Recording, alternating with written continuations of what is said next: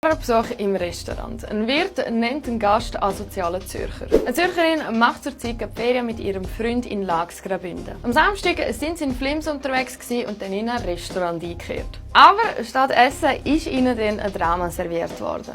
Die beiden haben eine Speiskarte von einem anderen Tisch genommen, erzählt die Zürcherin. Das hat dann der Wirt alles andere als amüsant gefunden. Er hat uns vorgeworfen, dass wir respektlos sind und seine Kinder eine bessere Erziehung genossen haben als sie. Schockiert von dem Ganzen haben sich die beiden dazu entschieden, nur Getränke zu bestellen. Wo der Kellner erfahren hat, dass sie doch nicht essen wollen, hat er angefangen, sie zu beleidigen. Er hat uns gesagt, dass wir asoziale Zürcher sind, die keinen Respekt haben und schlecht erzogen worden sind. Daraufhin haben die beiden das Restaurant fluchtartig verlassen. Die Zürcherin erzählt, ich habe vor Wut zittert, wo wir rausgelaufen sind. Daraufhin hat sie eine schlechte Rezension verfassen. Sie hat sich aber dagegen entschieden, wo sie die anderen Rezensionen gelesen hat.